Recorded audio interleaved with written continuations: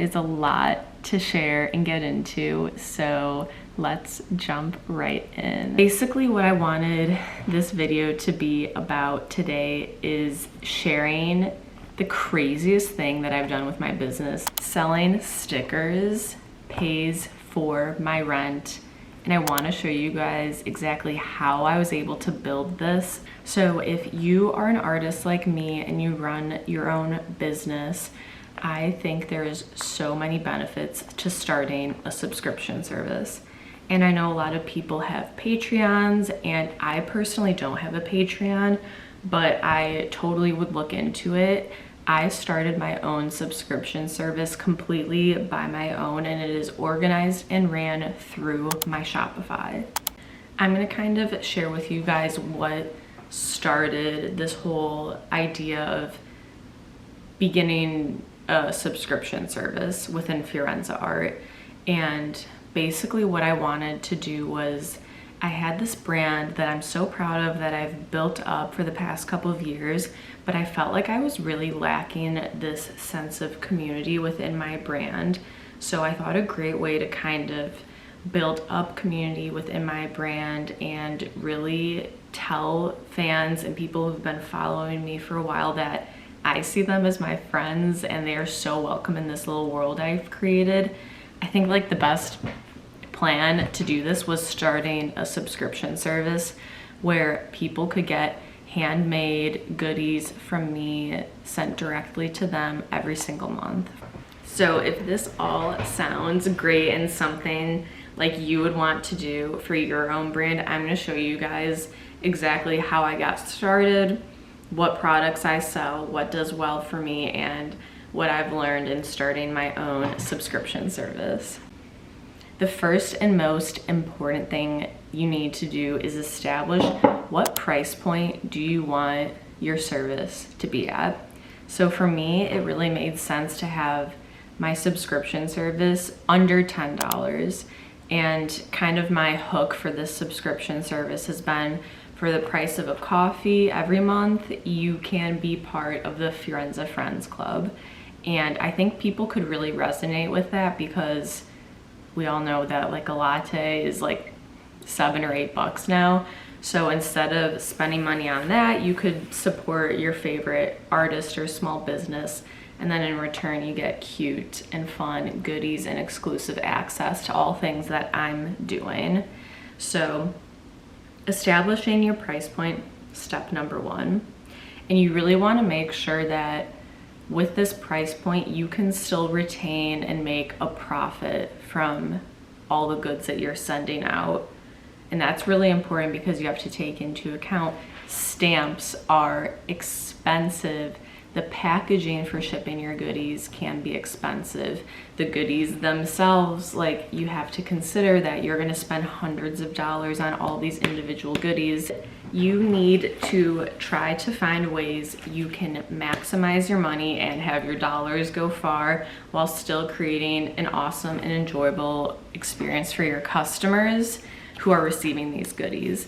So a couple tips I have learned is you can make custom envelopes like this. I have a little bunny jumping on the front, and then on the back I have these cherries that say, "Handle with care, please don't bend." And I got these from Vistaprint, and they always have discounts running, so I highly suggest going through Vistaprint if you want to make really cute envelopes like this, because you don't want to just use a plain boring white envelope. You want the experience to be really fun and special for your customers. On the other hand, if you are shipping out things that require a bit more protection, and I know these are kind of plain, I love these Amazon mailers they're just cardboard mailers. I feel like they offer enough protection, but still being thin, so a forever stamp can cover the cost to ship this out. That is the biggest lesson I've learned, is make sure all of your mailers have no bubbles. They have to be perfectly flat. It doesn't matter the weight, it can still be super light, but if it has bubbles in it, it's gonna be at least $4 to ship, and USPS will send back all of your bubble mailers and tell you you need more postage. So don't make the mistake I did.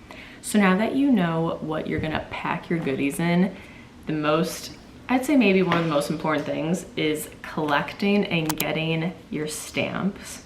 And these can be really expensive. I went to the USPS post office the other day and I spent over $800 on stamps until I realized that you can go to foreverstamp.com and you get wholesale prices on stamps. And also you can find really fun old designs.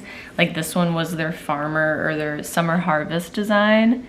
And it's so cute. It's way better than all the boring stamps that the post office has on hand. Now I think this is actually the most important part of your subscription goodie service is the goodies themselves.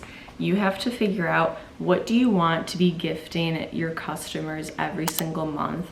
What is something that's easy for you to create every single month, doesn't take too much effort on your end, and something you know that your customers are going to love to receive? And for me, I know that my followers and customers absolutely love my stickers that I make.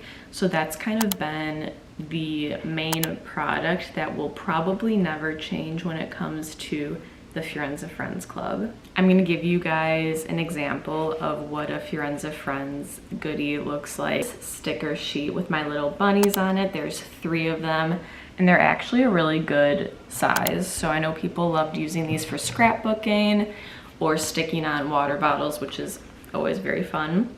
I did a magnet for this one also, and it says, "I'm so lucky," which is really fun. And then I did a bookmark in this design that is kind of iconic to my brand, and people really loved it because I know I have a lot of bookworms in the Fiorenza art community. Other goodies that I've done in the past have been little prints that also double as postcards, which I thought was really fun. So you can, oh, it's upside down. But I thought this was really fun because I wanted to also encourage people to send some mail to their loved ones and friends. And then by doing so, you can also gift them a little art piece. So let's fast forward and say that you've been doing your Friends Club for 2 or 3 months. You have grown it to have a solid amount of people in it. I'm currently at over 400 people. So I thought this was a great opportunity to include a print or a goodie from a local artist that I admire. This is Laundry Room Studios, and she is making an appearance in our August goodies, which I'm sending out today. And actually this was her idea. She DM'd me and she said, would it be possible for me to send you some little prints and you could put them in your goodies? And I thought that was such a brilliant idea because it is a win-win. She's providing a goodie for me, which really helps with my costs, but also I'm providing her with exposure to over 400 people. So it was a win-win. And then I made sure to include this little flyer that I made off of Vistaprint. It was super cheap, but it has all of her information on it. I invite all of my followers and friends to follow her on Instagram, so I made sure to tag her or write her tag here. And I think this is so great to help include other artists that you really love and admire and give them access to this community that you've built. Some key takeaways I wanted to share with you guys is starting a subscription service is a lot of work. I know this video I kind of just talked about all the great things about it, and it is great, but it's a lot of work. You have to remember that you are trusting the postal service, which is not always the most reliable, to get your goodies to your customers.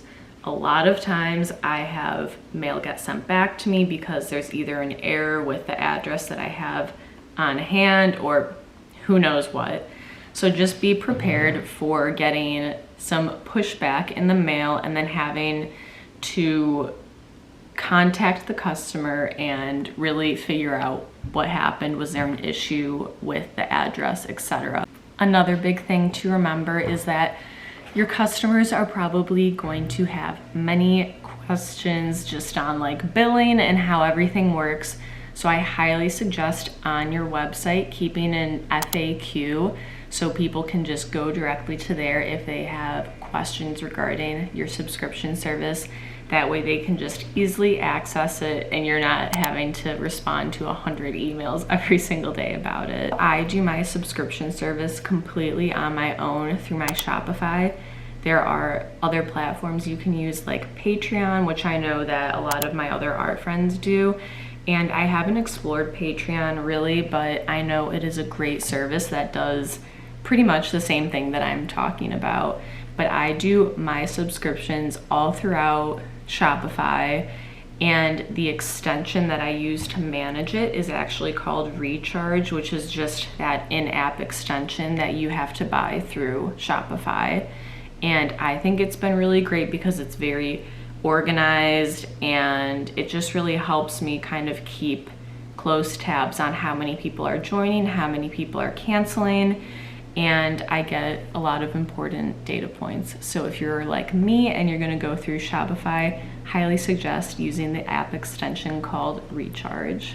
I actually wanted to share with you guys right now that my sticker and subscription service just reopened. It opens on the 15th every single month, and I open up 50 spots, but there's a wait list to get on. So I can see right now that people are currently on the website trying to get their spots. So you can see here, maybe, I don't know if it's gonna focus.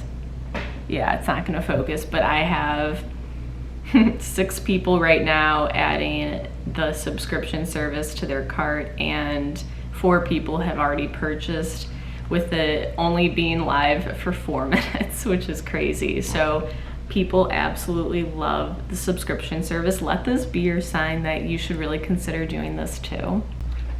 I'm gonna try to catch our Shopify. Oh, we got it. I hope you guys found this little video helpful about how I run my subscription service. If you have any questions, leave them below. Please make sure you like and subscribe to my channel. I will see you guys in the next video.